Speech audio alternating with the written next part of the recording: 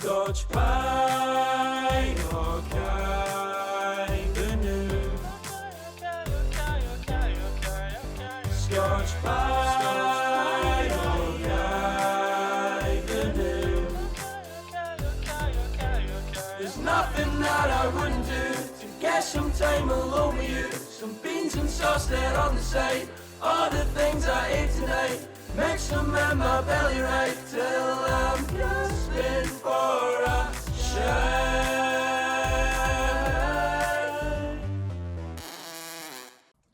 Craig, that's your pie and beans ready.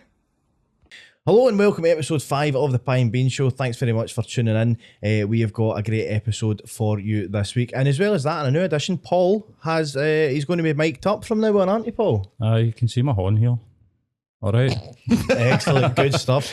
It's actually, it's been an exciting week, Biddy, so it has. Headlined the first gig in Tenants. That was a big major milestone for me. And Paul came to film, didn't you? I did. How did you find it? Shite, mate. The lighting's fucking terrible. Oh, the lighting. I was more talking about me. Just when you said shite there, I thought, right, cut that out. I was like, yes, cut it out. finally, an honest review. But no, the lighting is bad. I don't know if you've seen pictures of it or whatever. It's kind of like it's so dark and then there's just a big bright sort of red orange neon light saying Tenants behind you. So the lighting's not great. But what did you think of the performance? I thought you were excellent, mate. I thought you were the only one on the night that I actually felt was like a professional stand-up comedian. Other than the compere. Who was the compere? Paddy. He was good. Paddy's fantastic. Huge shout out to Paddy. We'll all get him on. Paddy's absolutely fantastic. Just man. a heads up, you guys can't see it, but Ross is actually bricked up right now. The camera only goes to it there, but and that's actually been the running theme. People keep saying the running theme of this podcast has been dicks, and we have the dicks out all the time. You just can't see them. But no, thanks very much for coming. I'm glad you enjoyed that. That was fun. What did we do on Wednesday? I was actually quite busy last week. I went to the Fringe on the Wednesday, and I seen our guest show. We'll talk a wee bit more about that shortly. And then I done that gig for he's kind of breaking this. We're breaking this fourth wall a wee bit early, but yes, I did. We'll come back to that. And then I done a gig for Thomas Craven in the Liquid Rooms. That was a great wee room, by the way, as well. It was just downstairs. That was in this place, and it was actually a really nice room. And then I went to what I was calling the Spaghetti tent. Turns out it's like the Spiegel tent or something. Or, I don't know. I was just walking about calling it the Spaghetti Had. It was for the BBC, the New Comedy Award. So that was sweet. Done that, and then the wee gig on Friday, and we're back here. So how have you been? You've been done anything exciting? Had a few wanks. A few. Working. I've been working the last 4 days. Is that the job? Well, So you've been masturbating profusely in between work. no. So I've just had work, mate. Like 4 days on there, doing a bit of work and that. Not really done anything exciting. Golfing, days off, but 4 days off now. So this is where the magic happens. This is where the magic happens. This is where the wanks hit their peak, innit? You know, this is Monstrous 7 a day. No, 7. No, playing a bit of golf today after this. Playing a bit of golf the day after that. My life doesn't really get exciting unless it's the weekends and my days off. That's the only thing about the work, you know, because when you have the weekends off, you'll go out. But then when you're off during the week, it's just all your pals are working and busy. Know that I have many pals. Please be my pal. No, I'm kidding. Well, it's funny you should say that. I'd like to do Dear Biddy because we actually got quite a few this week. So we did because I think I've changed it to that. You know, you can do it anonymously, Aye. so people are more willing to More willing to ask put things. in, aye. Aye. So one of the first ones was, how do you get good at golf? So I couldn't tell if that was somebody trying to rip a piss at you because I've never seen you. I don't know if wouldn't you're know shy or this. No, some days I'm good, right? But realistically, I'm fucking horrendous most of the time just because you'll go out and play a brilliant round, you think, I've got this nailed down. Next round you go out and you're just honestly fucking shite. Like I'm talking first shot in the bushes, second shot in the bushes. I spend more time in bush in the golf course than a day off course, which would explain Wouldn't the be a high surprise number anyway, of wanks but- anyway. Fair enough. The second one we got was, what was your worst day ever? I quite liked that one. my worst day ever. Yeah. I'm sure you've had a few. I've Oh. probably been present for one or two of them, but what would you think is your worst day ever? Worst day ever. This is meant to be an agony aunt section. Folk are just I know I where thought about it's you. that Biddy, tell us about your worst day ever, your darkest times. I don't know, man. There's been a few days. Any that have given you proper fear? Oh, I mean, I'd feel them many times, but if they don't equate to like your worst day ever, they just equate to a normal fucking Sunday. Worst day ever. Fucking hell's deep, man. I feel like I'm in somebody's gaff at 4 I in the know morning. they never even elaborated, because it was like, when I say agony aunt, you think, is somebody asking like, is this a mental health thing? Are they trying? And then I thought, or do they just want to hear you talk about being fucking mental? I don't know. So it's I up don't to know, but yourself. on one of the worst days that I've experienced, I actually went and played football with the school team straight after it. Got whipped out of school to help my grandfather had passed. I went, well, Scottish Cup fucking semi-final, I'm not missing it. Back down on the bus, man. So Mr. Ross has made the full team aware, right? That Sorry, I'm not Mr. Ross, by the way. I am not. I'm not the dodgy. I was just thinking, how official is that? I like the pure heavy sus pedo my teacher. dad's let that's the no school me. know, so they've took me to school. Then we've got back down there. So he's let the team know, just fucking. Next minute, fucking on the bus and that, everyone's just all sound. Next minute, do you know my wee sister found out? Xander had sent out a BBM ping. Rest in peace, Craig Biddle's grandfather. What? My wee sister's at school and seen that, and that's how she found out. So he put it on his like bio. Aye, so I didn't have BBM or Blackberries. I had an iPhone 3. That was a bad day, because also we get fucked out of Scottish Cup as well. Oh, he's get beaten up. I know we get beat, but so you have to play the semi-final at a neutral venue. So, but we went through to Dundee where the team was, and they took us to a pitch across their school. It didn't have nets.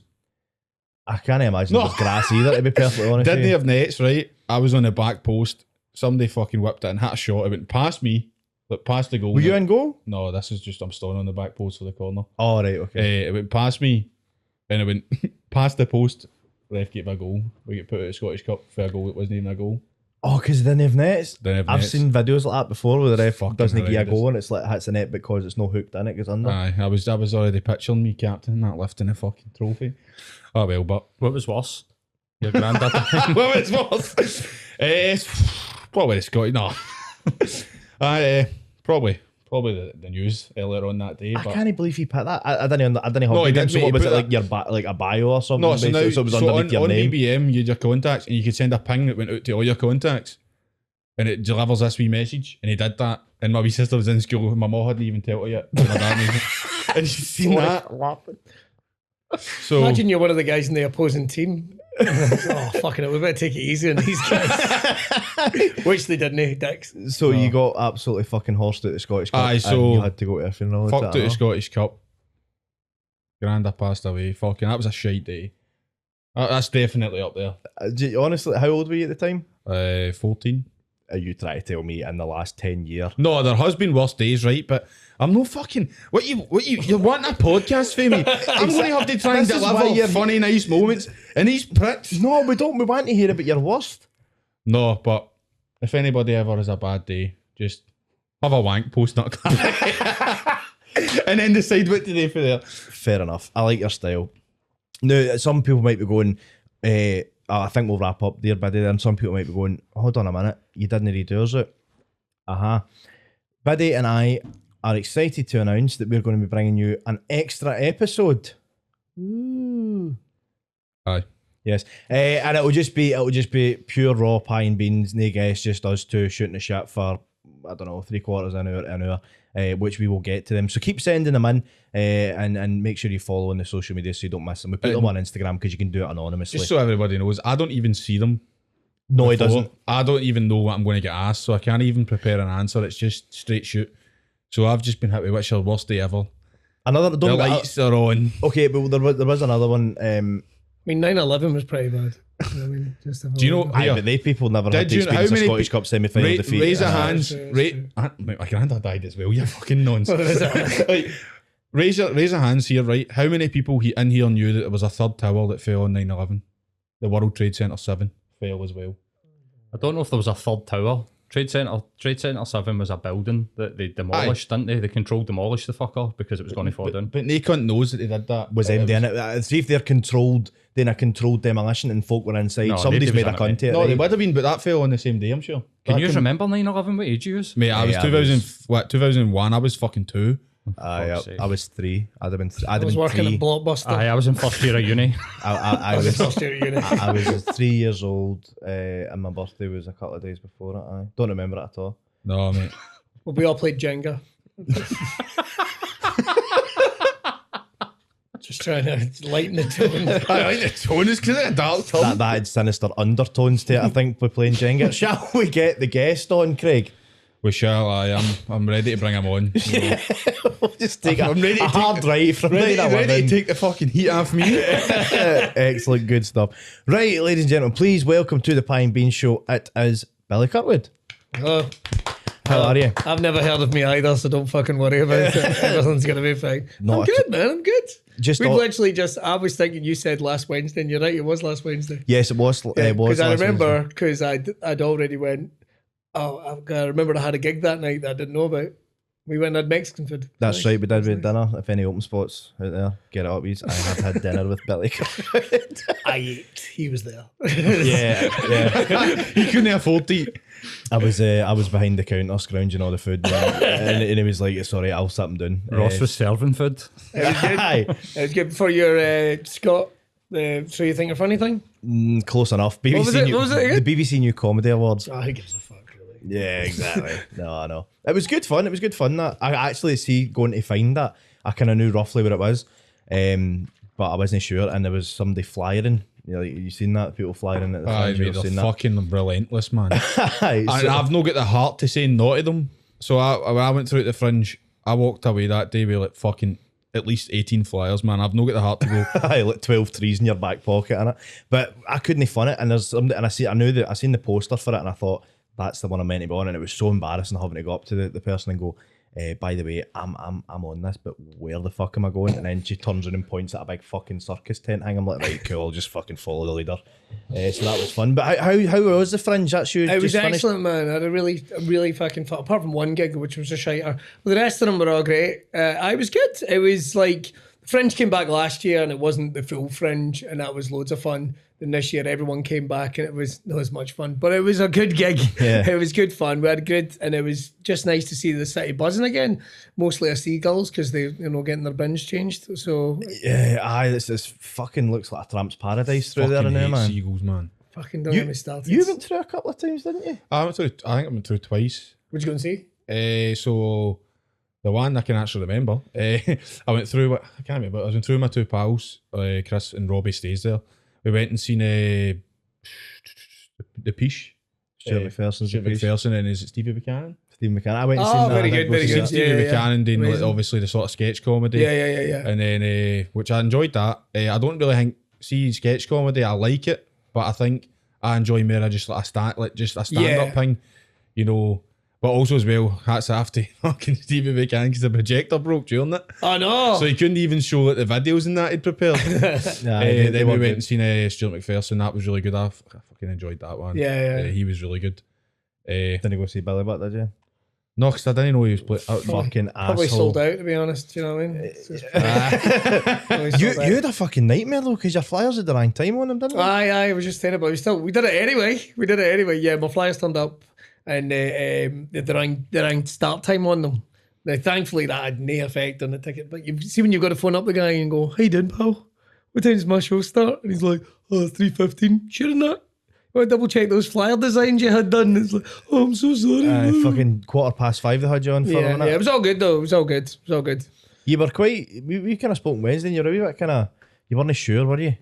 Like you were kind of, and you were saying you weren't sure about this whole kind of, stand up and stuff, and you've been thinking a lot about it, haven't you? And Yeah. I've been thinking about what's next. Like, this is getting fucking deep to start with. Like, what's your worst day you've ever had?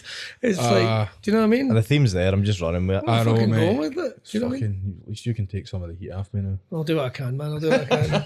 Well, it's it. No, and that's it. You kind of like, what's next? I think you always need to have somebody to go and tick some boxes. And I think it was the first time, like, post-pandemic, it's like, all right, what now? That's it.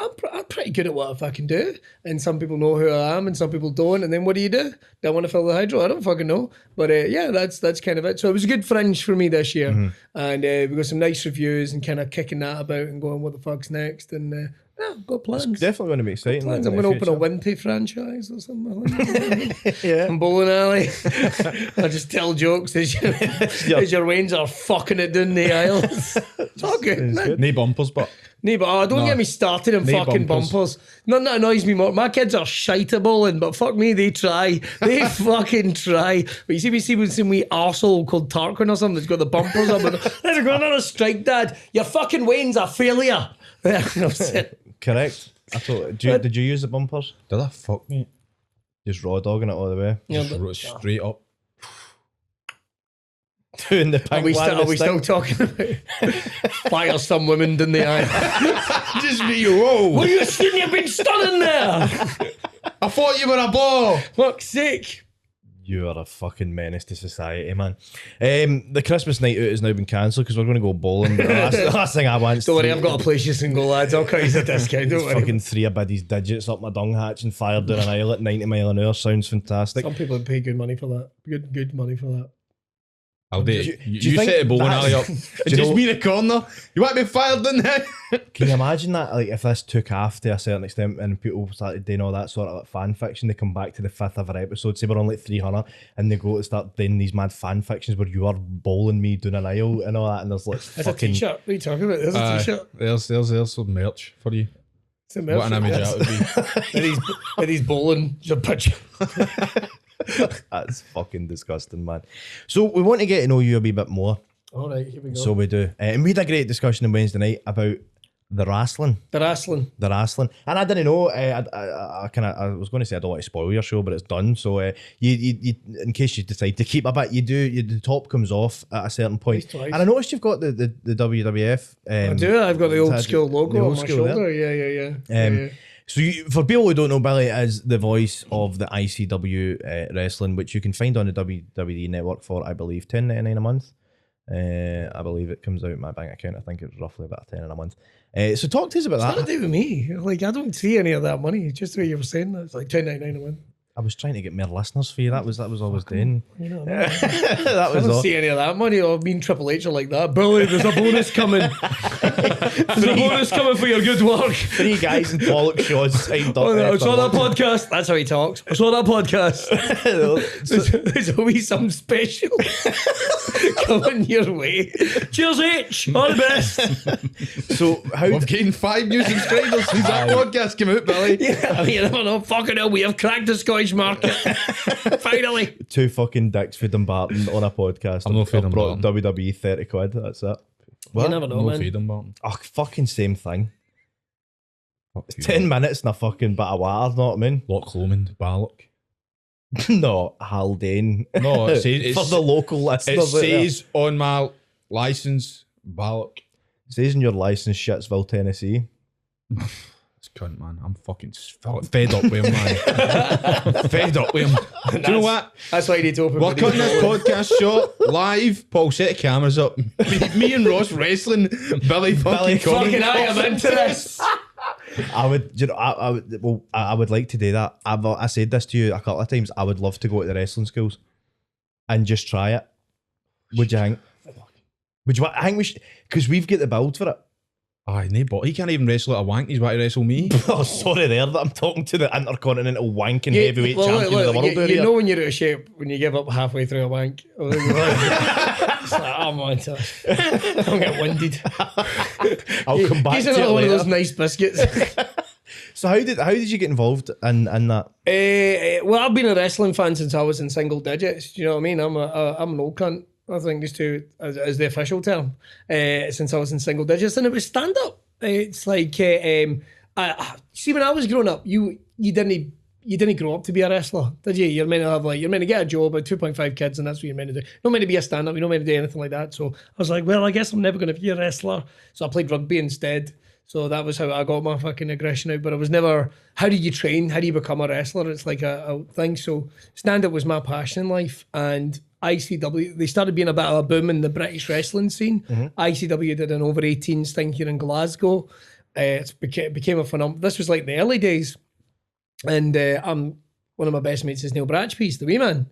And he got brought, sorry, I'm laughing because he got brought in as the wee man. Now, I love Neil. but sometimes he hates the wee man, if you know what I mean. Like, I get the feeling that sometimes, because like you will have people shouting, "Hear you, that'll be right," and he's like, "Cheers, just having dinner with my girlfriend. That's all about your rocket. I'm gonna pump your mom." I remember that I had that on. Well, I say I had it. My dad had it on the computer. The video for that. I'm sure he had that saved. Like in the way back, like there was an encrypted one I couldn't get into. It's fucking massive, man. 100%. I seen him at the stand not long ago. I thought his stand up was fucking great. It was like he's amazing. Like it's not just the wee man. Niels does loads of amazing things. But anyway, he went in to do that. And we're both wrestling fans, and I went along to see a show where he got beaten up. Shouldn't laugh, but it is. He came out and he started doing the song. Come back to that in a minute, right? And he got beaten up, and I was like, "This is loads of fun." And then they were doing a big show at the Classic Grand, and they needed a guest ring announcer. And me and him had just started doing a wrestling podcast, which fell by the ether because the guy that ran it was a complete fucking crook. But never mind that. Never mind. And he went, do you want to be the guest ring announcer? I was like, fuck yes. But I think they'd had like folk in that weren't really into wrestling. And like and I basically turned up and didn't act like a prick. Do you know, I had like respect for what they did and made like wrestling jokes and all that, like John Cena sniffing his fingers and all that. It's not exactly highbrow, but that's what it was, right? And putting jokes that I wouldn't say now. like really, it's like, no. But anyway, and he went, "We'd love for you to come back." And I think like I was a bad guy wrestling announcer for one night because I made folk laugh. I couldn't help myself. I made folk laugh. And I was meant to be, and then they were like, "We're going to start doing a TV show. Would you fancy being a commentator?" And I went, "I'd love to be a commentator, but I can't be a ring announcer at the same time." And that was it, man. That was the start of being the voice of ICW, and that was it. That's class. So see, when it comes to like things like wrestling and that, everybody wants to. It's the same way like magic tricks. Everybody wants to see behind how it's all done and all that sort of stuff. And see when you're commentating, right? So do you kind of. How much of that is ad-libbed and how much of that is, I know this is happening, I've kind of pre-prepared what I'm going to say here? Very little. Because I think it just, with the style, you've seen my stand-up, just with the style, there needs to be spontaneity to it. I mean, even sometimes even football and rugby commentators, sometimes I think they sound a little too over-prepared and you're almost like, are you enjoying this, mate? You know, because you're like the conduit. A commentator should be like the conduit between the person sitting at home in a chair. Like if you don't sound excited, then the person sitting at home, why should they get fucking excited, you know? And we're there to help tell a story. I want to make that clear. I'm not going to pull the wool over anybody's eyes here. We're there to help tell a story. So we'll maybe get some bits and bobs, but it's kind of like putting it together like a stand-up set. You don't know what you're going to say necessarily. You maybe have some ideas, but don't overplan it, man. Because obviously the winner's predetermined. Yes. And then the in-between, the guys sort of fill the gaps. Yeah. They might have, obviously, they know what their finisher is, they know this and that, but they sort of fill the gaps and work it sort of as they go along in the improvised stuff. That's it. So you get some guys that are like super. It's kind of funny because it is kind of like comedy. Like you get some guys that are super scripted. They go, I'm doing, like even in the ring, I don't know how they do it. I'm doing this, and then you're gonna come and do that to me, and then I'm gonna do this to you. Blah blah blah. I don't know how to fucking remember it. I literally. But then you get other guys that know they're good. And they know they can improvise. Like, I'm sure it's like that in a football field and shit like that as well. It's like, right, you're kicking this off and then we're going to see where we go. And the other guys are like, right, we're playing fucking, you know. So it's a little bit like that. And so we're helping tell that story and it needs to bring that spontaneity to it. And so I don't prepare too much. I'll have some notes, particularly if it's like a big show.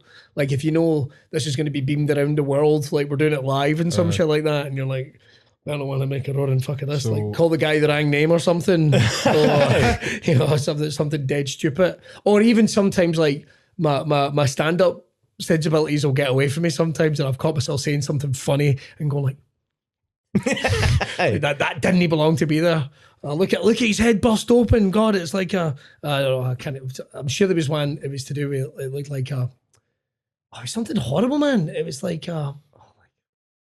your girlfriend on her date. I don't know. I can't even remember what it was. I read the mind there. I was going for a menstrual joke, I think. I don't think it was a menstrual joke. It was something like it was like a vampire. It was like a vampire's buffet or some shit like that. Some something stupid. And it was like, shit. And it was a pure sensible bit. And I remember them going like, "Let's cut that out. Let's cut that out."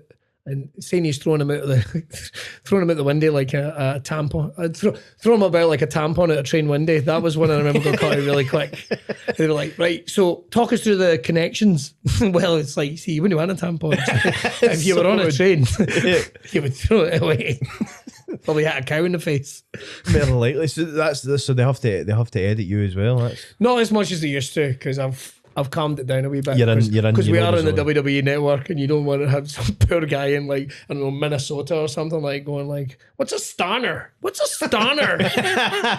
What's a stunner? Why is he getting so excited and having a stunner?" Yeah, why can't he pronounce stunner correctly? Yeah, exactly. That wasn't a stunner. Yeah, oh fuck yeah, trust me, I get plenty of emails going, "I think I'll find that such and such." Is like, "I think you'll find that's the name of that. I've given the moves, so go fuck yourself." Like, I'm thinking about the Stone Cold Stunner. I was genuinely what a name! that I wonder if he's ever called it that. I actually really think, I genuinely think we should do that as maybe a branch of the podcast, like an episode. We go to wrestling school. Well, they do induction training for like 6 weeks. Do you know what I mean? Mate, why don't we? I think that would be fucking brilliant. Do you know? I think that would be. Do you class? want to be oiled up, getting flung about with some big, massive buff dude? Oiling up's week 7. You know what I mean? That's the first course. That's the first. It always seems so fucking oiled up. But I did like the training, like the induction training. It's fucking terrifying because I just thought I should. Do you know what I mean? If I'm there talking about it, I should learn it. So you done the training, right? Yeah. This is something I want to ask. See if you had a walkout song, what would it be? Got one. You've got a walkout song. Got a walkout song. Pure New Human, Crazy Horses. That's my fucking walkout song. Fuck yes. Fuck yes. That's quality. Yes. What would yours be? I don't know, man. Electric Six Gay Bar. Straight to it, man. So I wanted to come out like saying that I've pitched loads of daft wrestling characters. I wanted Jimmy Superfly Snooker. What it was a guy coming out like the big break theme. Right? And when some folk were wrestling, he puts 20p on the side of the ring and he goes, "I'll fight the winner." Oh, brilliant. And they were like, "No."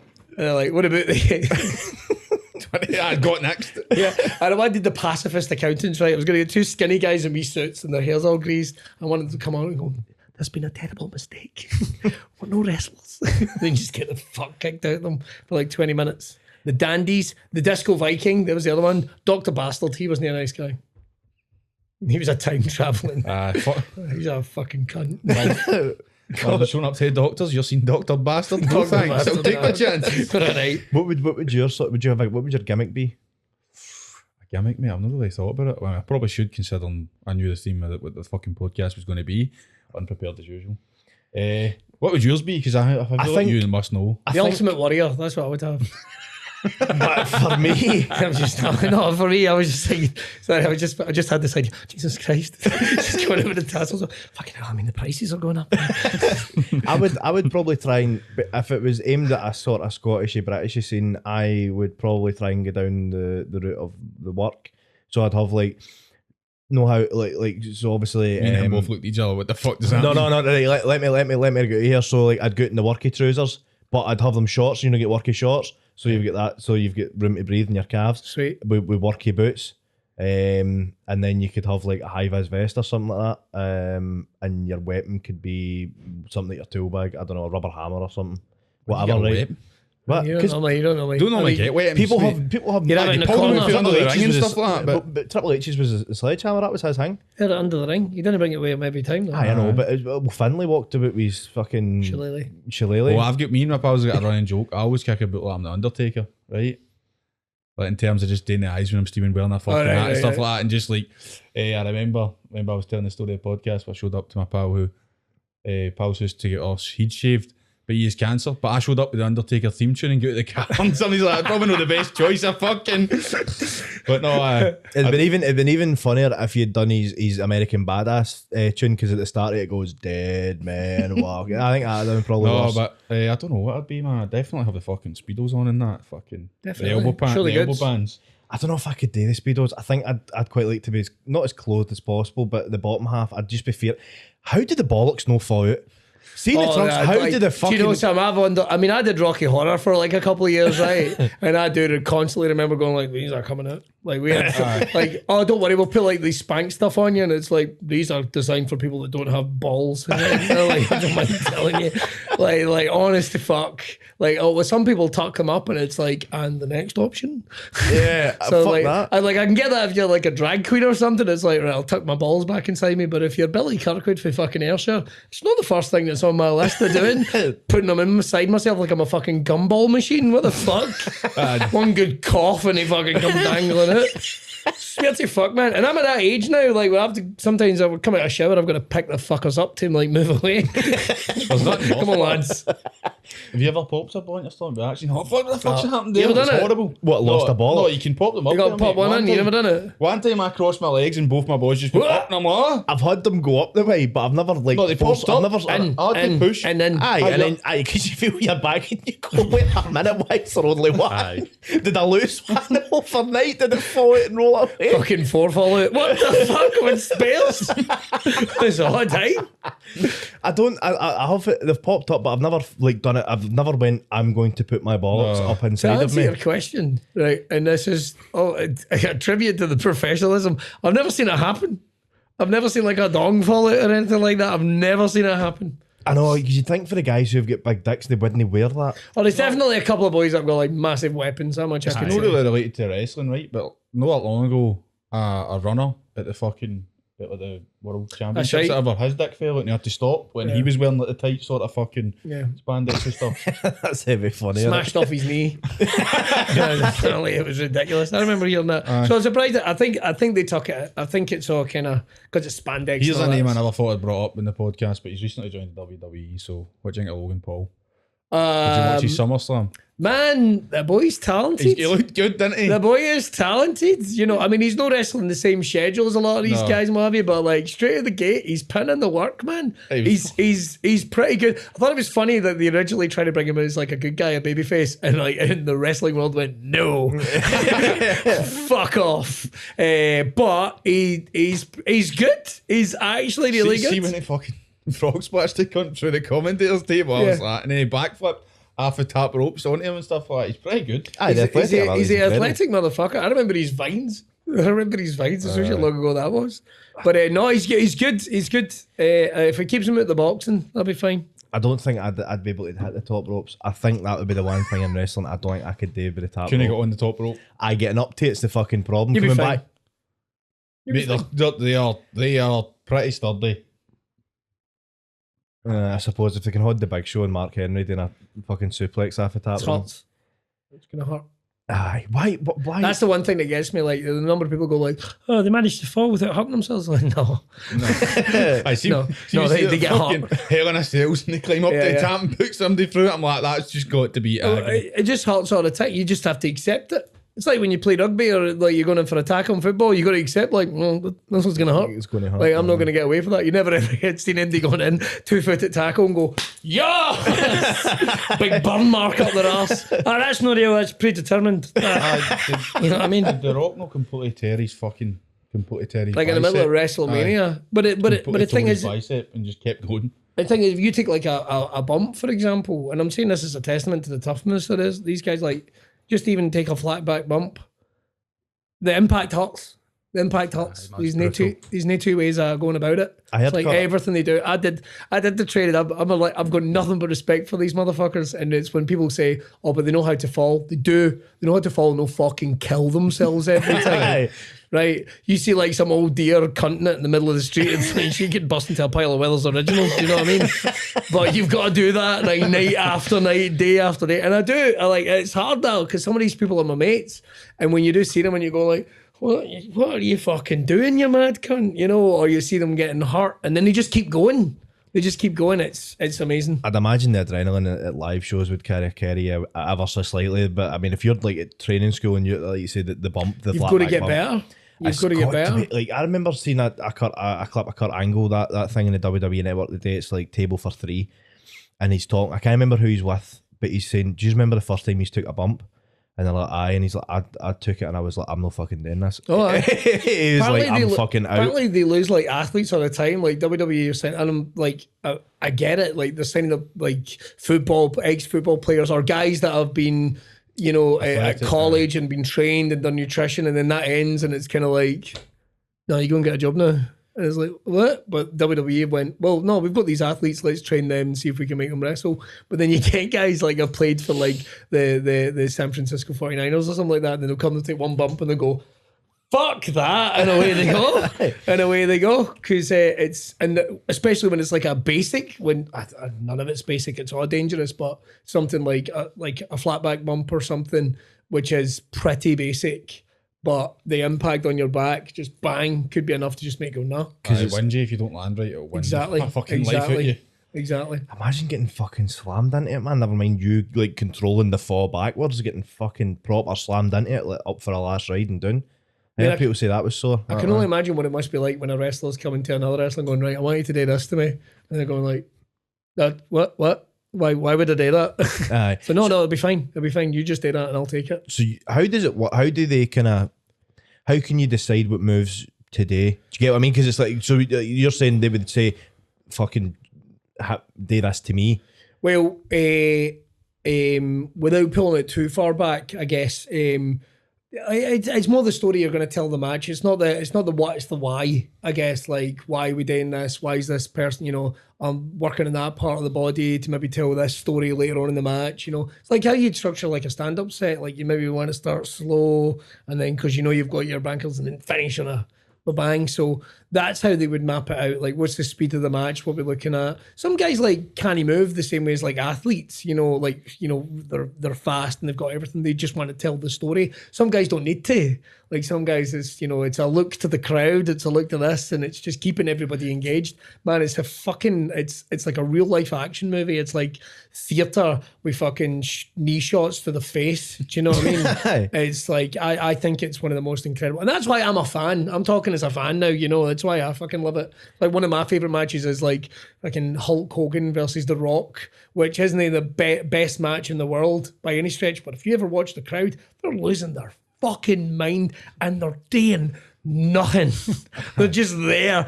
How an elbow? Yes! That was WrestleMania. What is it? 19? I think it's 19. WrestleMania 19. I've only been to one wrestling event when I lived in Australia. I can't even remember. I think it was Raw. I would probably been right. I think it was Raw. We went out into Raw a couple of times. I went to see Raw in the Braehead Arena with my dad years ago, and it was fucking great. Val Venus was there at the time, man. I remember John shit. John Cena was meant to be there. And he fucking pulled out and I was raging. The one he was the first wrestler I ever laid eyes on when I flicked it on. Val Venus? No, John Cena. And at that age, I fucking thought he was brilliant. And it was running about the time remember he came back, the 2009 Royal Rumble, he came back the one early. He was meant to be out for a year. Yeah, it was meant to be out for ages. And it was just before that they came to Braehead Arena. And I was fucking gutted because he was still obviously making his recovery.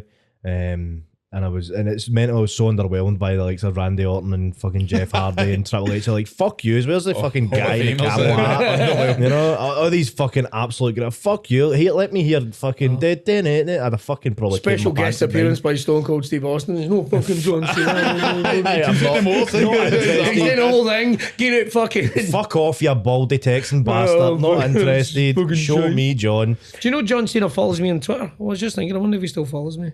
I don't know why. It's like one of those, like, I still remember, like, I found out Tom Cruise follows me on Twitter. Now, let's face it. How the fuck? Tom Cruise isn't following me on Twitter. It's Tom Cruise's team or something. I must have talked about something at some point. But the thing about the Tom Cruise was George Bowie, right, who does Clyde One here, the radio show, right, was in Italy just before COVID hit, where they were filming the new Mission Impossible movies. And he took a picture of Tom Cruise and he was like, tweeting, oh, look at this, just saw Tom Cruise. So I went, right, I'm going to go on Tom Cruise's Twitter, take a screenshot and make it like, oh my God, just saw GBX. Right? It's just a wee laugh.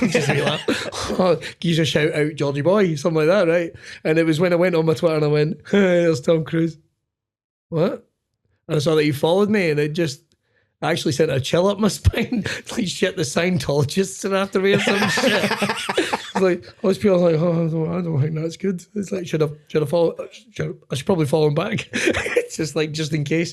But I must have mentioned like a film or something, it'll be some bot or something. And it just shows you, kids, watch who you're fucking doing it, because they might be watching us. Have you got him the bag that follows you? Oh, dear fuck, mate. Just imagine Tom Cruise comes to see my show. At Fringe. Imagine that. Imagine that. Up doing the lip sync battle at the end. Fuck yes. That'd have been amazing. Doing Fuck yes. YMCA. I'd love to see that. You get him the big that follows you, Paul? I was trying to think there. I've got a couple of politicians, Darren McGarvey. They're what, like 20, 30, 40k sort of following. Do you know Billy Kirkwood only has me on Facebook and I followed him on everything else and he still doesn't follow me on everything else? Sounds about right. Fucking too big because he's too busy fucking sitting with fucking Tom Cruise and that. Sounds I'm about right, to be honest. I am an ignorant cunt. I am an ignorant. I'll find you. I do not. I don't really engage though on anything apart from Instagram, really, if I'm honest. Yeah, I follow you in that. I like all your shit, but it's cool. It doesn't actually matter. It doesn't actually matter. It's fine. Bullshit. I'm going to follow you right now. I'm going to take off this Can you airplane believe mode. this, Paul? I'm going to find you and I'm going to block the fuck out of you. You'll have hundreds. You'll have 6 message requests. And it's just stalking. It's just hundreds of I'll dick get to pics. later. Some of them are mine. Some of them are his. There's just it's the biggest problem I have is I get distracted. I probably have went. Oh, that's that nice. Oh, that's exactly what's happened. And then what happened, man. Exactly. It's okay, but I'll get over it. I don't have him. Gary follows me, which There is you go. Larry Dean, because I met him at a petrol. I met him at Hart Hill Services, and my missus gives me a hard time for it because she's like, "You didn't go up and fucking speak to him, did you?" And I was like, "Well, it's not like bothering him because we were kind of at the checkout." And I was like, all right, mate, I do stand up and that. I think I was just saying, I like your stuff. I'm a fan, essentially. You meet quite a lot of folk, didn't you? Aye, and then we were walking out together with a wee chat and stuff because he was at the stand that night and I was in Monkey Barrel. There you go. So it was basically, we were on the same path and whatever, and I followed him on Instagram off my comedian page because I'd already followed him off my personal. Mr. English? Who? Mr. English? No, I didn't. Johnny I need to actually message I him will message him and see what he at says. some point. I met James English at a garage as well, Oh, aye. and we were blethering. He was nice. And I stuff. don't know, James. We're mutual friends. I like his podcast. I like it when he gets a proper fucking wronging on. I love that. Yeah, Like a proper fucking, I'll catch this guy opening a petrol station and I filled him with my own shit. You know, one of those guys. I love like when it's somebody, yes, mate. Who was the guy I don't know? Apart from that porn star, then like, Who was the guy I don't know? give me I the forgot boat. his name was. George Lyle? That's her. Is it? George Lyle. George Lyle. Why She should he stays. give you the book? She stays. Apparently, talking she to the stays same in person. Drimmen. She stayed in Drimmen. Drimmen. I don't maybe it's know not the then. truth. Yeah. I used to work with a guy who claims that he'd pumped her because he stayed for Drimmen. And I was like, aye, right, very good. Just because you shared definitely the not her. you shared the first 3 fucking letters of a postcode or whatever. Do you know what I mean? Oh, was it that Rebecca Moore? The Milf Hunters one? She said she shagged like 20,000 guys. Is it from Cornwall? Sounds like The Saturday Night woman that Youngers. drink pus out of her tits. She's like, yeah, Whoa. Lovey. Sorry, what? Talks like this. You alright, Lovey? that's her. Aye. Sorry, she done what? She drank pus out her boobs because I had no idea who the fuck she was. And She then said she used to shag, what is it like? How many guys was it a day? it was a lot. It was like, I'm sure it was like 50. She loved scat and all that. That was Aye. her thing. And I'm not easily shocked, but it was just It like, must be pretty bad when you're fucking that's turning and going off. She's the one. She's That's the what I'm one thinking. that's on Twitter. You see all the time, like, fuck, it's a Sunday. You know what I'm talking about now? Posted. But No, so whenever it's a Sunday, this account will just post her going, fuck, it's a Sunday. oh, one of their is Aye. it? She get massive Aye. lips. Aye. You didn't hang out with you thought I was going No. what I've done. You were going aye. I'm like, no. Aye, but it Like, worked out anyway. 'cause aye, but she does have, yes, her breasts are Our big, lips but are like, Billy, the- you've broke the lips- the podcast, mate. Oh, well, what I've done is I put an advert for James English right in the middle. We should check him out. oh, maybe we'll come on now. We should. He's maybe very good. aye. He's very good. Maybe if we get our lips and our tits done, we might be able to entice him over. We could even go on his as well Who's at the some most point. famous person that you've met, Billy? Surely you've met some fucking famous cunts.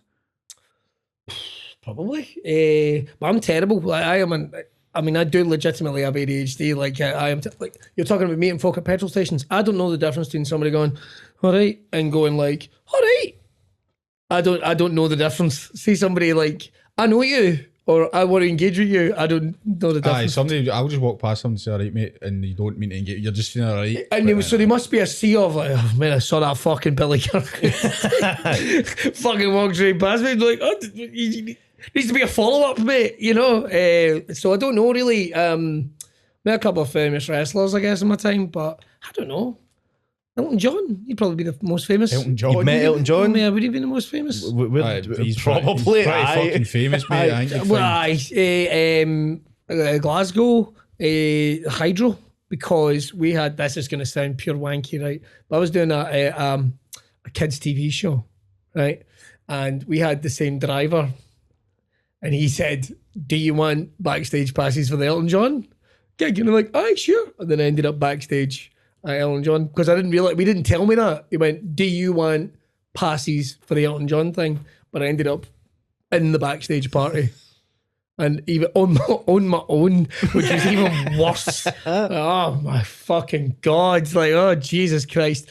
And we ended up in the same sphere because somebody went, oh, this is Billy. He performs in, so Elton John probably thinks I'm a singer or something because it was never like he's a stand-up. He's a performer as well. Oh, that's right. Imagine he went, let's get over the piano. There we do it, Billy.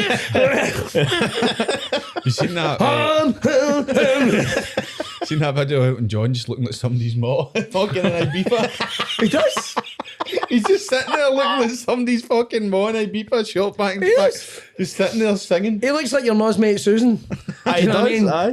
Who became a lesbian at 60. She was always living a lie. But the Waynes have left the house now and she's like, fucking yes. Elton John, that's mental. That's the most famous. I think I've met him. When I worked in Glasgow Airport, you kind of bumped into.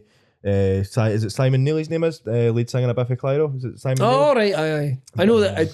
I know the other two guys from Biffy Clyro, right. But I don't know Simon. He was just passing through, and he was going doing. I was sussed out what it was. Game of Thrones was on at the time, and he was doing a TV show where they all sat around and spoke about it, which is the most fucking pointless thing in society. Where we discussed Game of Thrones, and he was on it, and he wore the exact same clothes that he travelled in. I thought, you fucking mank. Are you Game of Thrones guys? Nah. I like Game of Thrones. Right. I met the dad from Game of Thrones when I was going to WrestleMania because we had a stop in Atlanta. Big tall guy, Charles Dance was the name of the actor. Jamie Lannister. Now I didn't know who he was, and the thing is, I'm in a queue, and he did the thing where he went, and I went, look, and I was like, but he's big, he's quite tall. And I'm going like, this guy must be like just like an old veteran wrestler or something, and I don't recognise him. But he's fucking tall. He's big enough that he could have been. And then he went, have you got far to go in an English accent? And I'm like, well, I have fucking no idea who this guy is. But he's got a familiar looking face. And I'm like, oh, I'm just here for WrestleMania, just passing through. What are you doing? It's like, oh, I'm working here. I'm doing a film. And I went, you're the bad guy from the Golden Child. right. So and his wee face lit up because I think he's expecting me to go, you're the da from Game of Thrones. What a fucking sweetheart, my boy. What a fucking sweetheart. Is he the one that gets shot on the shiter off his boy? Yeah. Right, cool, got you, right. I've subsequently, but then I get to New Orleans where WrestleMania is, and I'm telling everybody I met this guy, and I'm like, and you said the Golden Child, but that's all I knew him from. Do you know who else? Example come through the airport. Example come through. Does he make you call him Example? No, I didn't. I just sort of Mr. seen him. Example. I never actually met him. He just name came through. Alex McLeish walked through. Not exactly as big as that, but it was actually the whole Brighton team come through just as they were going up to Premier League, and they can't know who they were till probably like the season after you'd know who they were. Was it Sir Alex who's had an event at my golf course all day? At my golf course, as if you fucking No, but it's the golf course I'm a member He's a member of. He's Yeah, helping pay those fees. So it was a character to Sir Alex and all the footballs and that. Was he there? Aye, he was there. I got. See, My sister works in Cameron House. You probably know Gordon Duncan. They were all playing in it as well, but like there was footballs and that there. It was a charity event for his foundation or whatever. They were playing like a golf day there. Do you know? Shout out to Gordon Duncan. He's by far the best host the Super Scoreboard has been in the past. He's actually really fucking good. Who's the aliens? Jerry, what's his fucking face? Jerry McCulloch. Aye, that went to work for Celtic TV after. He just fucking shite journalism for you know what I mean? But God, he was. That's a Somebody's a bit shame. butthurt. Gordon, see if you want to take a day off, I'll have a fucking go, mate. Don't you worry about it. As a Fippa, host, what's wrong with as the host, I mean, you're No, he does a great. He's a fantastic, and it's paying after him. Obviously, going to work for Sky Sports. I mean, you saying Hugh Keevins? That Cassie, if you she's seen that as well because she mentioned my sister about it. Okay, Hugh Keevins. I think he's fucking. I know. Do you know that man has never actually said hello to me directly? Has he no? Nah. He's losing his fucking shit. I've done it about 3 times. I've said hello to him, and I've actually went to other folk like, there will not be a fucking fourth. I've been more than polite. So Hugh, if you ever watch this, you're an ignorant prick. There, I've said it. Do you know he is losing his fucking marbles? Do you listen to Beat the Pundit? Don't clip that bit off. I did. You beat 5-2 the other night. Aye, but did you hear the things he was hitting out with? I can't remember off the top of my head. But it was just fucking mental things. It was like you're nowhere near the answer. You're hitting it with. Oh, did you know here fucking? And I'll back the. So what did they do? They go, back so what did this you up. think of the game the other night? Well, the game was all right, but there was this jar I found very difficult to open. And I'm like, because you see, I used to quite like Robertson's jam, but I'm more into the Morrison's own now. Here's where I'll back my statement up, right? So when Spider-Man No Way Home came out, I went to go and see it in the cinema myself because Lana works late and she wouldn't want to come see it. I finished half day on the Friday. I went to go and see it because I love Spider-Man, and it was like Toby was in it, and it was bringing my childhood back. And I cried. I don't give a fuck. Right, Right? take I a did. breath, mate, please. No, because I feel as if I don't, you'll jump in and start Have you calling bricked me up again? names. I have. Here's my Doc Hawk. But it was just, but it was a wholesome moment. I was going to see this, and as I'm walking up to Clydebank Empire Cinema, Hugh Keevans is standing outside the front, you know, the sort of row of doors, and he's just fucking going, walking about, looking, and he's pulling a door, and then he stops, and he's looking about, and I walked up, opened the door, and I went, "Are you wanting in, mate?" And he's like, "Oh, cheers."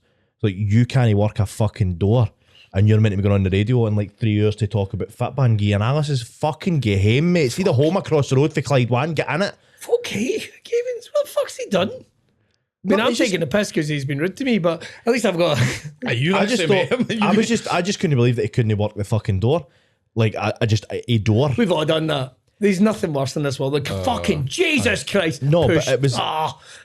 But there's so many to choose for, and he's just standing looking lost. I felt like holding his horn and saying, "Do you want to come see Spider-Man with me? I'm here myself anyway." He loved that. He loved that, man. Nice young man today. He obviously went to see something before he went to go and do Super Scoreboard. It was a Friday. But I just think he's losing his fucking marbles. Are you suggesting that he bluffs it? It's like, Hugh, I understand you were watching the game today. Oh, yes. And then you listening going, he's a lying bastard. He's a lying You were bastard. actually in showing room 4 watching fucking the new Disney movie, Get Fucked, Hugh. Is But that the name of it? I don't know. I can't remember what was on. I was only there for Spider-Man and Spider-Man only, and my life peaked. It did. It fucking did, because Toby was in it, and that was it. It was fucking. I knew I would never be as happy as that moment for the first time seeing that when he came through the portal. After that, You prefer Toby? mate, I could become the biggest comedian of all time and nothing, and that wouldn't even have a fucking patch on seeing Toby walk through that fucking portal. I'm telling you, I swear to fuck, it was. What about fucking Toby great sitting in the talking front about it. row? I love you, Toby. Toby, What about Toby Toby walking sitting- out in front of it. I was about to say, Toby sitting in the front row, and then 5 minutes into it, I'm going, nah, no for me. Stuns up. We're at the fucking Hydro, Toby. I tell you what, I would love to meet Toby Maguire. That would just eclipse it for me. That would be it. You can talk about Toby Maguire while I go for a piss in. Sorry, guys. It's not even anywhere near time for a quick. You're a fucking. Hurry up! I've drank one Red Bull. I drank another Red Bull before I came in here, and then I drank that fucking Bundaberg King. Just went right through me. I see that Bundaberg stuff, by the What way. would you do if Toby did that to you during the podcast? I'm away for a pish. I'd probably shake his cock for him. I just love him that much, to be Oh, honest. that's nice. Yeah, That's nice. it was. What's your favourite non-Spider-Man Tobey Maguire film then? I like Brothers is a very good film. that's right, It's a very good film, and I thought he was really good in The Great Gatsby as well. Have you seen it? Everyone forgets he's in that. I know he's like Everyone forgets he's in that. He's like one of the major roles. Aye, obviously. This is his comeback after 16 years. I've done stuff. Exactly. I've not been Spider-Man. You weren't in red and blue spandex. You're fucking nothing So to me. you've done fuck all, Tobey Maguire. But it was just like a kind of childhood sort of, you know, that way when you lose your youth a wee bit, and you kind of go, oh, I'm getting on. At the ripe old age of, I'd have been, 22 at the time, 23. It's all ever, mate. All ever. It just, and do you know what, it was just that way. I felt like 6 years old again. Do you know what I mean? That's nice. Watching it, and it was just fucking great. And I was like, this How is did my you feel guy. that bit when he got stabbed? What was the thoughts there? I was shiting it. I was full scale shiting it, because then it just closes the doors off. Don't get me wrong, I highly doubt he'd ever do it again. Maybe some voice stuff, maybe if they're doing his animated films and stuff, but it was just kind of like, it could totally kill. Like, it just, that would have brought me so far down. You know what I mean? That would I don't know. That'd have been, you back? Alright. How did you get on? Good piss, good flow. Steady took some porcelain off. Good colour. Good colour. Good colour, No clearish. dehydrated. I'm no dehydrated. Nice. Wasn't it too clear, but you don't want it too clear. You want it a nice sort of. But no, I'm no bad. A nice yellow colour. We don't want orange stink the piss, do we? No. No, you don't want Barocca pishes. No, we No. definitely don't. Well, you used to drink too much Monster and your piss would be Yeah, green. oh, Jesus. Right, let's talk stand up. All right. Okay, I want to know. I don't think I've ever heard this. What was Billy Kirkwood's first ever gig like? Let me think. November 30th, 2004. Right? 3 days before my 25th birthday. That's what it was. And all 3 acts before me died in their arse. And then I had a really good one. Because my stagecraft was good, but the material, it's not great. I mean, I've watched it back. It's fucking dreadful. But it went all right. There's So- a film of it somewhere. I have it on DVD. Because that same night, Jay Lafferty debuted and Martin Nelson debuted. So 2 comedians that have done a lot better than me. Both debuted on the same night. Because we were in Viv G's graduation class and Alan Anderson MC'd it. If you can call it that. Sorry, Alan. That's fucking incredible, man. There you go. That's it. At the Buff Club in Glasgow. The Buff Club in Yeah, Glasgow. that renowned fucking comedy venue. So it went well, right? And then there was a guy that went, I'm going to book you to come and do my pub, the Tartan Rose in Paisley, right? So the first gig went well, and I'm thinking, I fucking smashed it, guys. Never mind. You see this 5 minutes that I'd came up with for that one first gig? It'd taken me fucking 4 months to come up with this 5 minutes. But don't worry. See the next night at Tartan Rose, I'm going to write a whole new set. As you do. It's all going to be fucking amazing. I died of my arse in a brutal way. Really? But I was given my first tenner for doing a gig. And I remember thinking like, oh, I fucking want to do this now. This was just like scratching an itch, but I'm like fucking into this shit. So, and that was kind of the start. That was how it started. And when did it go from starting out to Billy fucking Kirkwood, the person we all know and love and admire? Fuck. Is that a thing? Like, I don't know if that's a thing. I don't know if that's a thing. Do you not remember that sort of argument I had with Alan Anderson and the I didn't have an argument with him as such. It was more of a kind of, somebody put in a question, I put my 2 pence in. Is this an online thing? Yes. Then I will not have seen it. Right, okay. He did tag it. He did tag it. And it was just like, it wasn't really an argument. I definitely would have I seen can't it. imagine he did. And we just had a sort of, it wasn't such an argument, it was just a conversation back Right. and forth where we had different opinions on something. And he eventually got to, it was basically, his point was, so you don't want to be like a paid 20 spot. And I was like, I can assure you my aspirations exceed far greater of a paid 20 spot. And he's like, would you think you're the next Billy Kirkwood, and tagged you? So I was like, oh, is that... Oh, that's Alan paying me a compliment. Yeah. This sweetheart. Aye, so I thought, as this, so Billy Kirkwood is the bar. In his mind anyway. Fuck. Jesus Christ. That's generally what I took for that. And I just replied basically saying, well, you know, I don't want to name him there or whatever, but the bar is set to go and exceed, you know, as it is.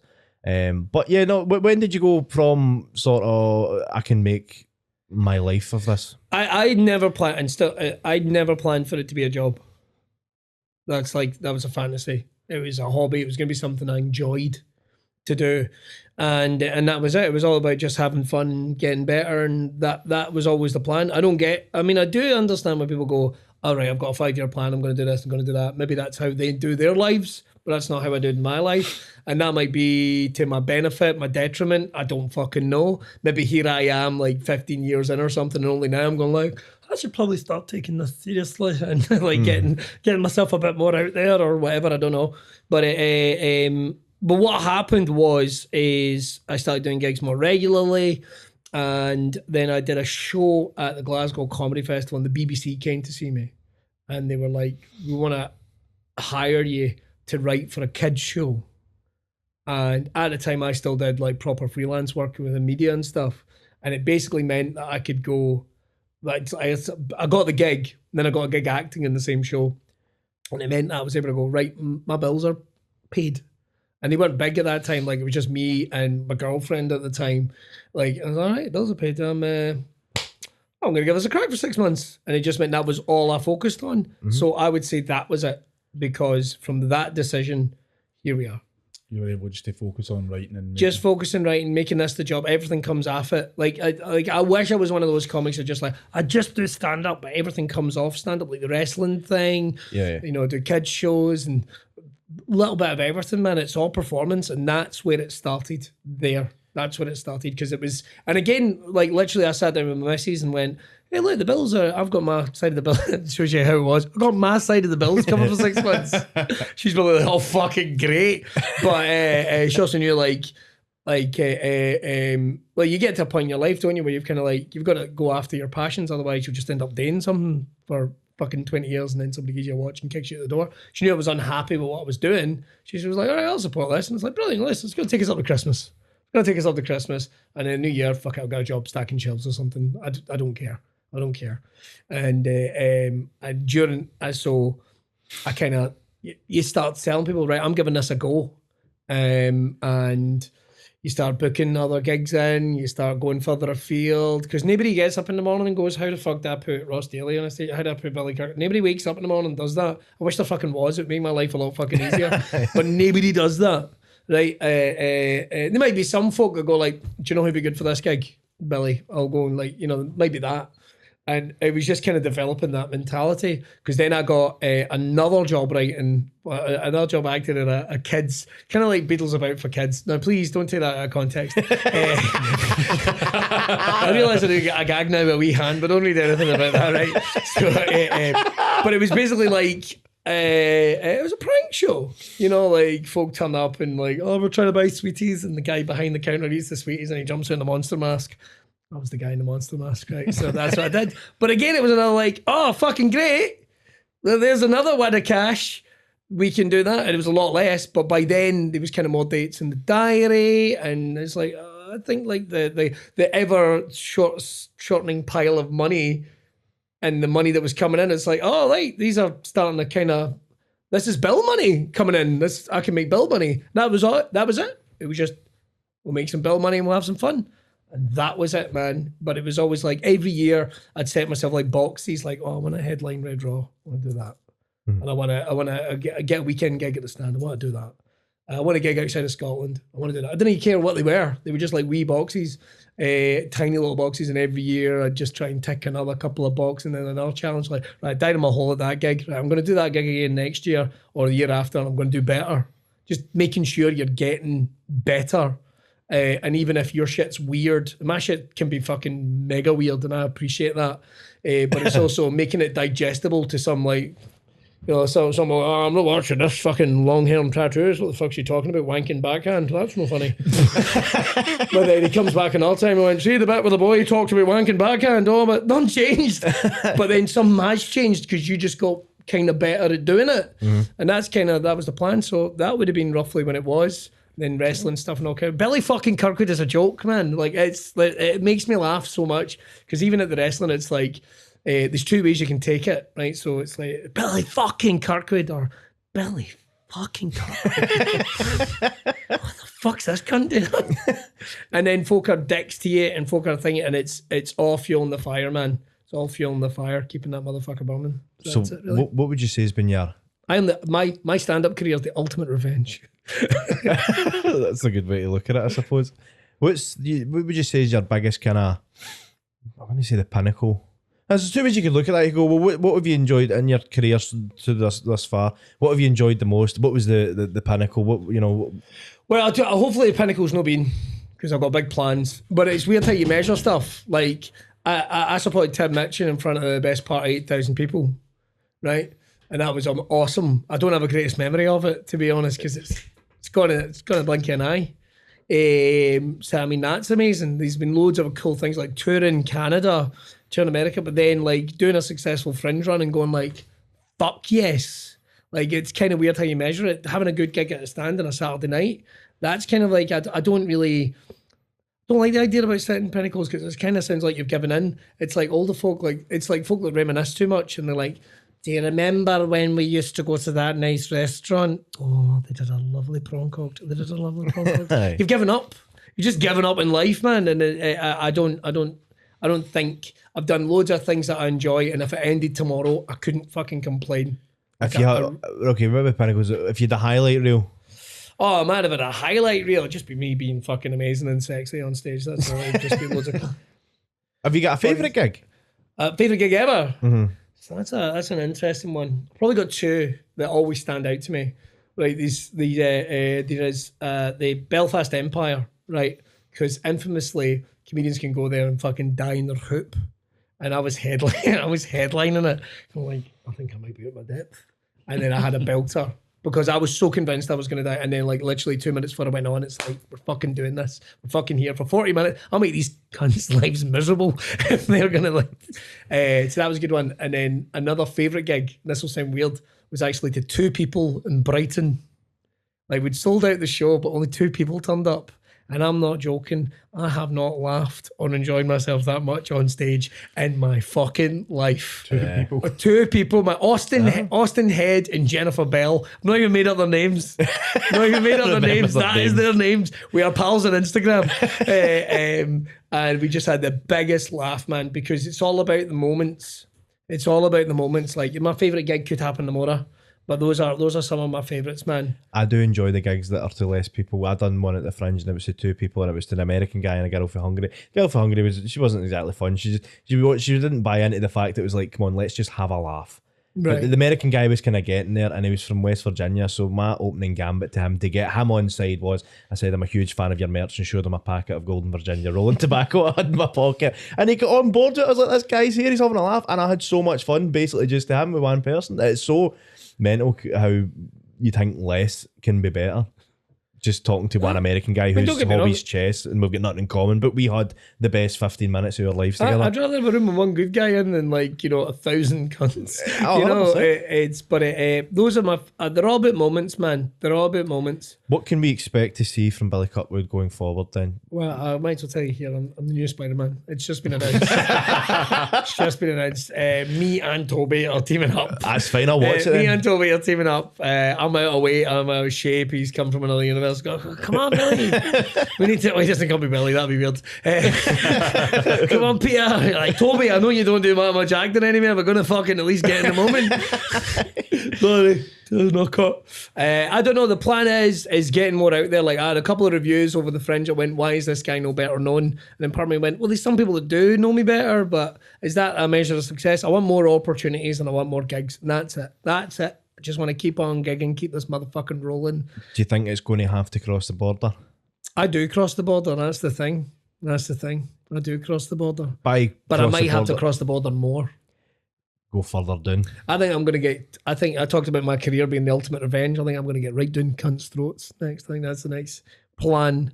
All the little afterthoughts and stuff like that are going to make it start becoming a reality. That's what it's going to be. And I'm going to have to get better and write, jokes. Fucking shit like that. I just can't pull the funny faces in the hair forever. Do you know what I mean? It's like, fuck's sake. I mean, look at me. I can get 10 minutes in my face. So, like, and I'm going to have to start writing actual material. Is there a place in mind that you want a gig that you've no gigged that yet? Do you know, if I could pick a gig, I've always wanted to do, would be the Just for Laughs Festival in Montreal. Because that was where I used to watch stand-up clips on, like, on YouTube and Channel 4 and all that. The opening gala, something like that, or in Australia. Those are like 2 places where I just go, there.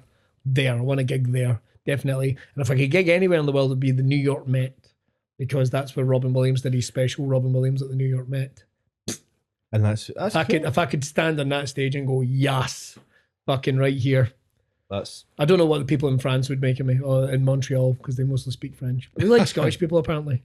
And apparently plenty of amazing comedians that went there and died in their arse. So that's another one of those, like, man, if I can do 5 minutes, if I can get my laughs for 5 minutes, how much could I fuck up in 5 minutes? How would it feel potentially, like, going backwards a wee bit to go forwards?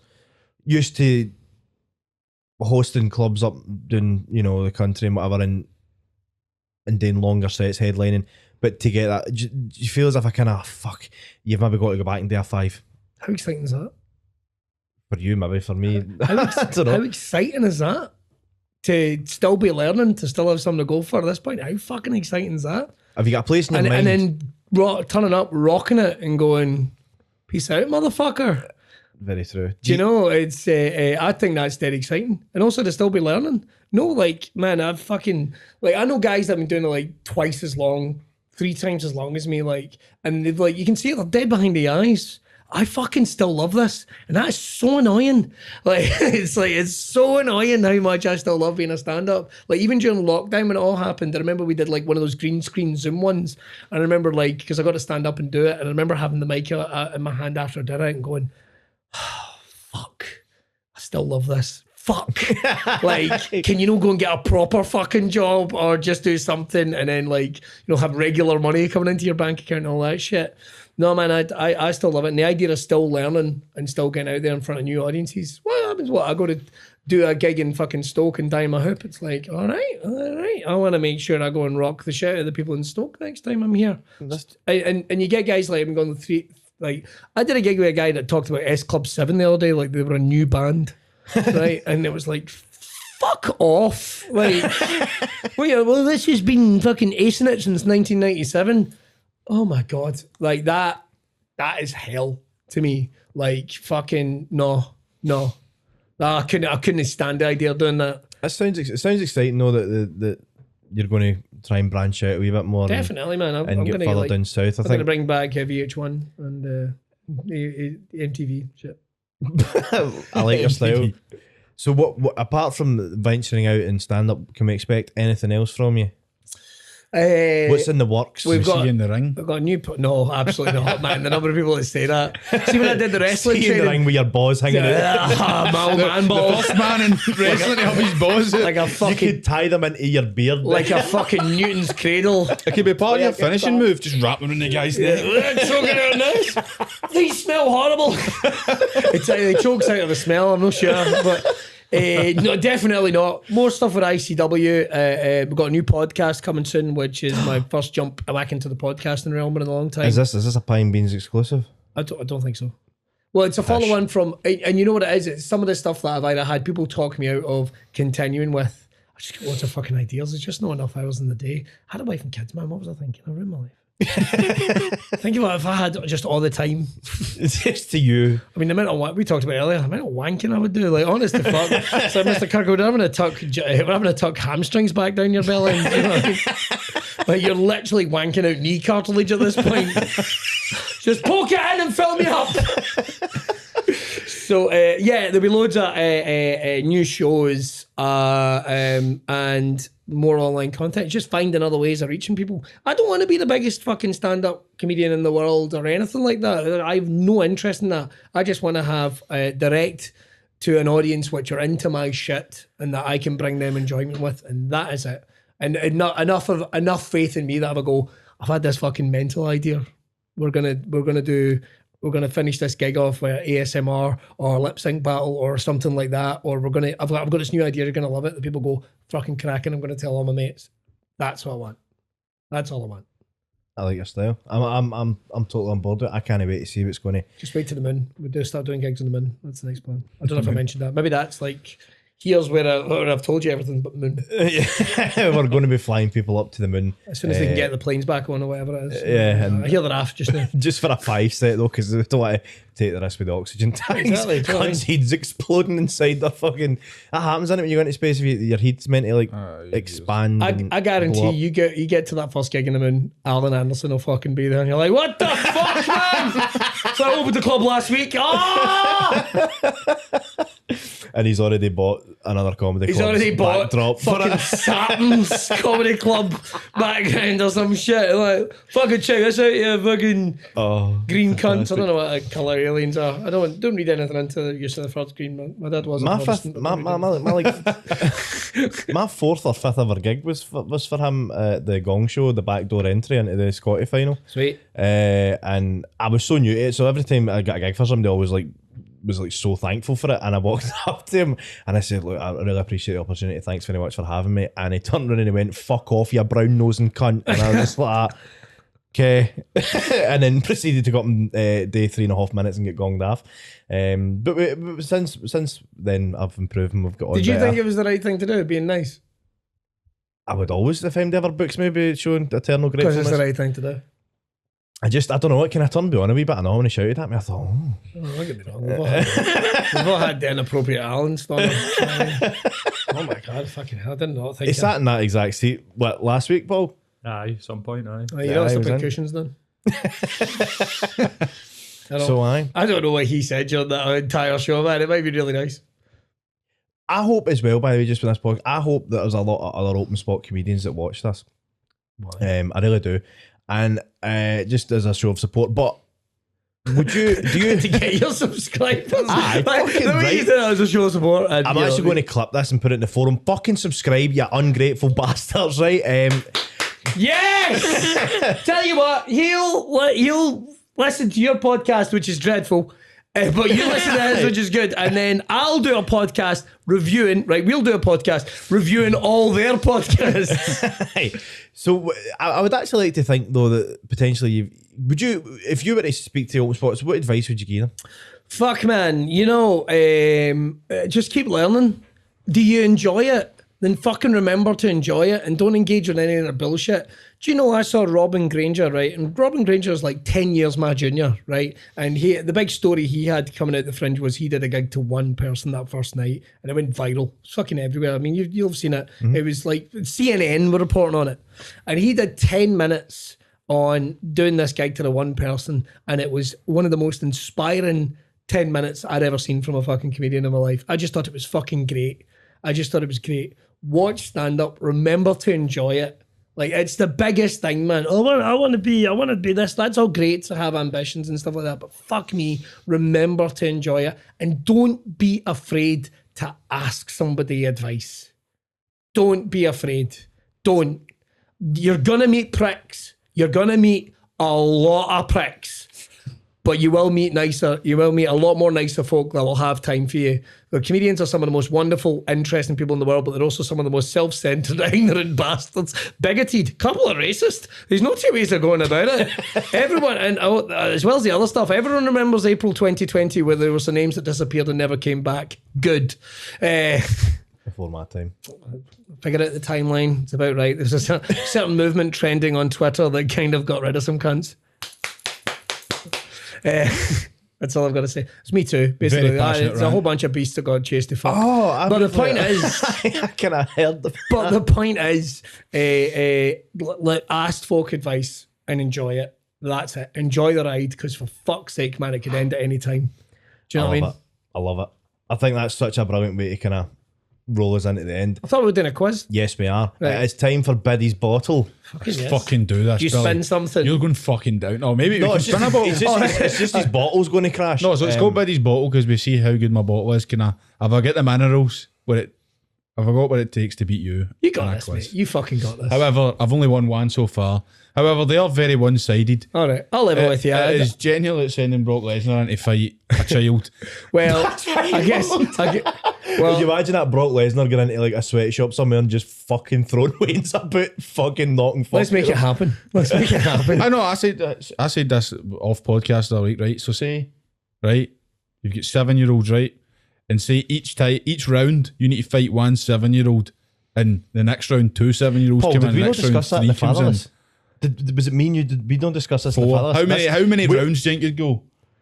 I discussed that after the podcast. I reckon I could fuck up 10, get my check, and then be like, well, I'll deal with it. Well, this will help pay for the therapy.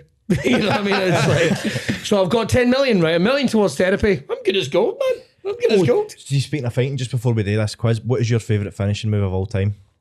Oh man, like who doesn't love a classic stunner, right? But I do love a power bomb. Mm-hmm. But I think my absolute favourite of all time is probably a spine buster. Sweet Chin Music good as well. Spine to the pine, mate. Bang! Somebody just grabbing you, spinning you around and fucking you off the ground. Yes! Gets me hard! I'd love to see that, you at the ICW with the wee table in front of you and somebody spine busters. And it's just like the video's on the ring, but you're in the corner just going, I do actually have like a kind of catchphrase. I do go, oh, loves me a spine buster! Like that.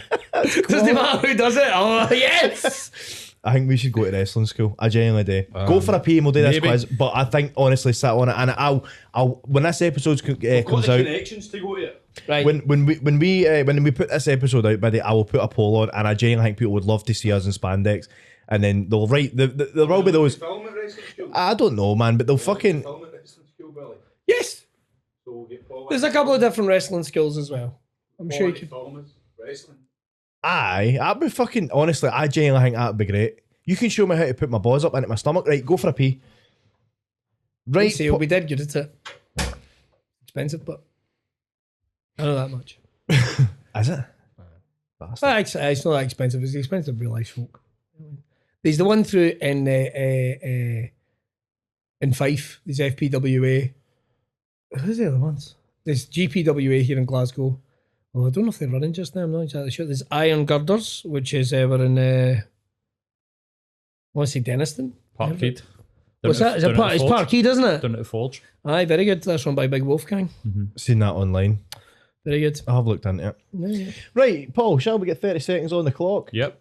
Excellent. Just count me in, baby. 3, 2, 1, go. Question 1, who's the ICW World Heavyweight Champion? Kiz Evans. Question 2, Gary Fall's 2023 tour show is called what? Frontier? Question 3, finish the lyric. It's fun to stay at the... YMCA. Can't believe you didn't sing that. Question 4, Fatherless podcast recently had how many views on TikTok? 1 million. Question 5, who came second and So You Think You're Funny? Mark Black. Excellent. Okay, that's 5 questions for Billy so far. Right, I get 4 out of 5. We will do that after Slongathosaurus Rex comes back from his pee, and we'll see how he gets on. I don't listen to all the answers. Or is it 5 different questions? No, it's the same ones, but you, I don't listen to the answers if I were him. I bet he doesn't know if you're right. Oh, that's a good point, actually. That's a good point. I could have literally just made... Oh, I should have done that. I should have tried on purpose to get every question wrong. Last time he told you to give him a shout. Remember he? aye, We sat here. because he's kidding on. He can't. Oh, Craig, can you hear me, Craig? He's a fucking weapon there, boy. Kidding on, he can't hear me. No, you don't shout me back in. Why put your belt on, man? Like the fucking Check it out. pervert. Ladies. What you Ladies. doing? Trying spandex You on washed in your there? hands. Fuck's sake. Look at your big brown leather belt. Have you got? Is that What's wrong with having a big brown leather belt? You and me wearing shorts? Oh, I know, I just gave him a hard time. Can you find my black belt? But then I thought, see, 'cause I'm wearing a brown t-shirt, does you? It's your dad's in it. Not what? That's what your dad's bondage set. Right.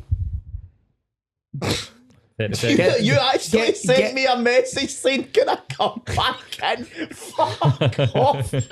Oh, Right. bro. Get this. Why don't you message me when I come Get back this in? smashed. Get him smashed on this. Come Are on. you ready for Come this on. Aye, quiz? you Are got you this. ready? Right. You You can got make this. us 2 You for got 2. this. You got this. Right. Right. Right. 3, 2, 1, go. Question 1, who's the ICW World Heavyweight Champion? Okay, Zev.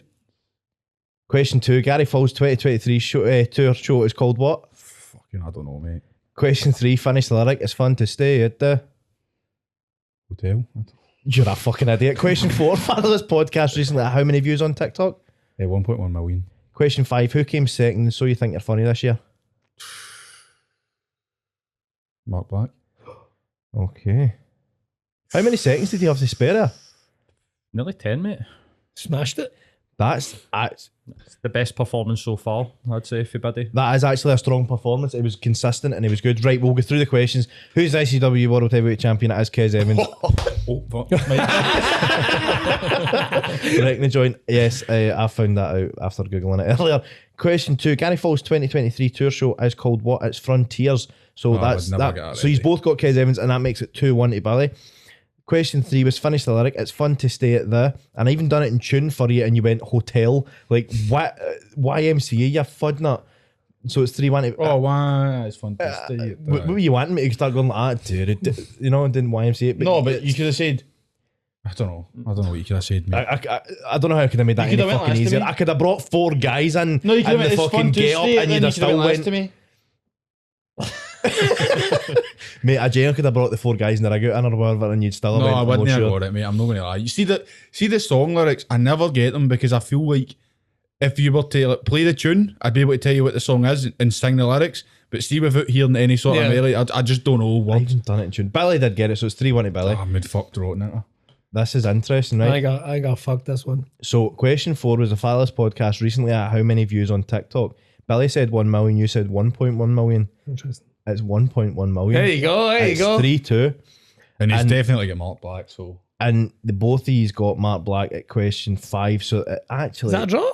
no, No, it's a you finished 4-3. one up. Oh, You fuck, I'm finished one up. shite at counting. That's you a draw. go. You could have just went, aye, well done, mate. So, congratulations, Billy. Buddy, what did I do with that bag? You left it in the car. No, I brought it in, I'm sure. No, didn't I don't think you did, to be honest. Fuck, going to run out and grab it. Do you know what, man? Go in, please, if you don't. I love you. Go. Stand up. It's your car.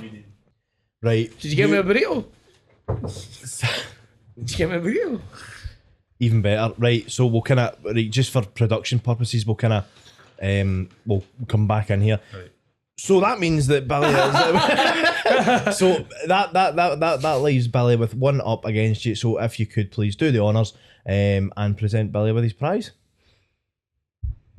I'm not so loser then, but fuck you, Billy. No, sounds fair. Sounds fair. Sounds fair. He's What's in the contract?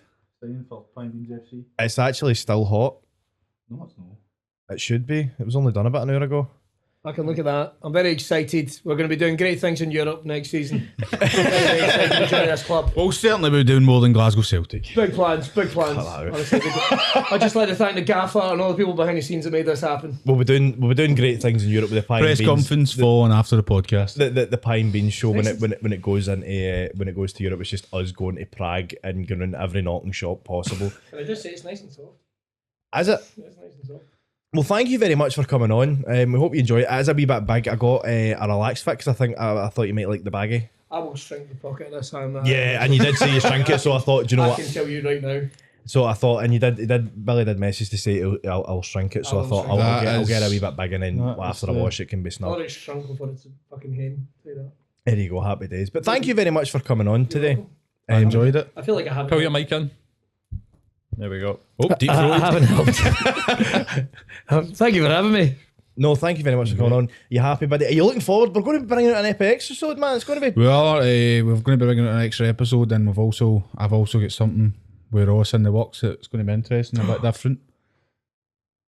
Oh, aye, sorry. I was just totally like. It's a bit Off you, different. aye. It's still sort of a podcasty vibe, but Puppets. Buddy's he's got some great ideas finally in that he'd a broken bottle, so we're looking forward to bringing all that to you. He was wanting to make it actually, he was wanting to make us pay for it, but I said no, I wouldn't do that to our loyal supporters. If you have enjoyed today's episode, please like, subscribe, comment. We would like a comment and tell us. comments in the last one. I know, I was raging, like, comment, say, oh, it's really good, or use a shite, or use a pair of fat ball bags. I don't care, I just want a comment in there telling me what you think, and subscribe as well if you like it. Go on to Spotify, rate the show 1 out of 5 stars, or 5 out of 5, I don't give a fuck. Just be engaging, we're very lonely, so, you know, just let us know that you're there. So thank you very much for tuning in, thank you, Billy, for coming on, and thank you, Biddy, for... Well done, Biddy. Yeah, well done, Biddy. Well done, what a mate. boy. Well done, And mate. thank Well you, done. and thank you as well to Paul. Paul mic'd up, aye. Paul mic'd Paul. up, and he's going to be mic'd up as well when we bring you our just raw hardcore Pine Beans extra episode as well. It's going to be fucking great. Well, that sounds like a porno. I'll tell you that for nothing. Oh, have you seen it? I've not really. No, I've not really sounds discussed. I've not really discussed this episode, and I feel as if our loyal supporters will be raging. No, But I feel you like they'll know be what? happy. Obviously, he's got the massive dauber. It's No. huge. I've heard it's got a knee in it. That's what I've heard. That's fucking Aye. honest to fuck. That's what I heard. Yeah, so I'm happy I've mentioned it now. I'm happy to wrap up now that we've mentioned that you've got a I heard massive people schlong. measure their fish against it. It's that big. I'm gonna say that. Thank you very much for coming. I hope you had a good time and you enjoyed talking to us, fat pricks. Is that the end? I don't know. I don't know. It's signing out. Well, it was great fun. No, yes, it was. It was great fun. Thank you again to Paul. Thank you, Aye. Billy. Thank you to Billy. And thank you, our wonderful audience, for tuning in. Make sure that you like, subscribe, and interact with us and comment. Thank you. Rest in peace, you. Scotch pine or canoe. Scotch pine or canoe. There's nothing that I wouldn't do to get some time alone with you. Some beans and sauce there on the side. All the things I ate tonight. Mix them in my belly right till I'm gasping for a shine.